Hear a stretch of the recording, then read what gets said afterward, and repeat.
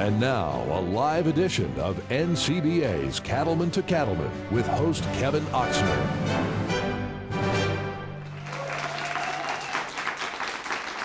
Hello and welcome to this week's special live edition of NCBA's Cattleman to Cattleman. I'm Kevin Oxner. Thanks for joining us. We're talking tonight about the new animal disease traceability proposal and what it could mean for our industry. And we're joined by guests from across our country. Let's welcome Bill Donald, President of National Cattlemen's Beef Association and Montana Rancher. Colin Woodall, he's the Vice President of Government Affairs for NCBA. Dan Hallstrom, the Senior Vice President of Global Marketing with U.S. Meat Export Federation. We have Leanne Saunders, the President of IMI Global. And finally, Mark Gustafson, representing the international business with JBS Swift. Folks, thanks so much for joining us on our show tonight. Thank you, Kevin. And these industry experts are ready to take your calls on the animal disease traceability proposal. Give us a call now at 1-888-824-6688 or email your question to C2C@beef.org. Let's begin by getting some initial thoughts from our panelists. And I guess I'd like to start, first of all, Bill, with you. Give us your perspective on this traceability proposal. Well, there's a couple components here that I think are important. On our ranch, we age and source verify our cattle. That's for marketing purposes. That doesn't have anything to do with this traceback proposal from APHIS. The traceback proposal is about disease traceability. Can we trace animals back that become sick? You know, I live just north of Yellowstone National Park, which is the last reservoir of brucellosis in the country. And we've had outbreaks of brucellosis in all 3 states surrounding the park.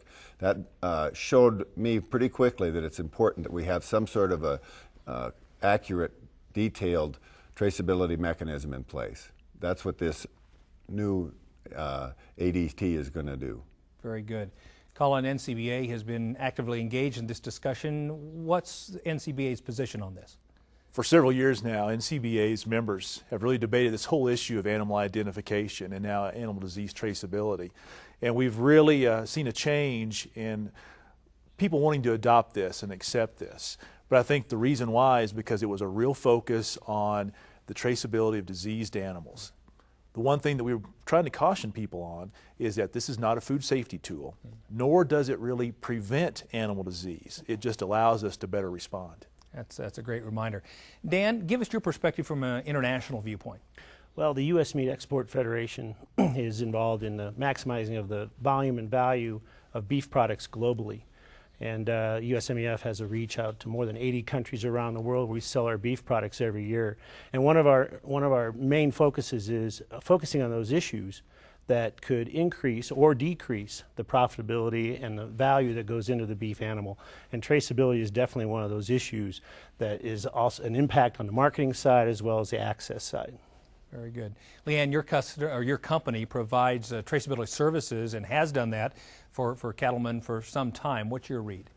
You know, we believe strongly in animal identification and traceability systems, and like you said, Kevin, have been involved for the last 16 years in helping the industry put in place these systems, primarily for voluntary market-driven initiatives, whether it's the international markets that Dan alluded to, the systems that Bill talked about. It's putting in place those systems needed to preserve certain traits all the way through the supply system. I think it's a very complex issue for the industry, and when we're talking about ADT, as Bill said, that's specific to disease traceability. And then when you're talking about it from a marketing perspective, there's needs on that side as well. So it's very complex for our industry. Very good. We'll look forward to some more discussion about that.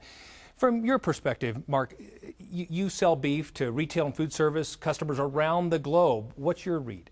Well, you know, the traceability programs have been around for a long time, and most every market we sell into has some traceability program. A lot of our competition has traceability programs. And I think it's important to differentiate between the food safety aspect and the animal health aspect and the commercial aspect. And in foreign markets, traceability is something that's required. Some countries, most customers want it, most customers ask for it, and so it's something that the industry in the United States has to deal with. We've already prompted some questions on my behalf, and we're excited to take questions about traceability from you. Give us a call at 1-888-824-6688 or you can email us at c2c@beef.org.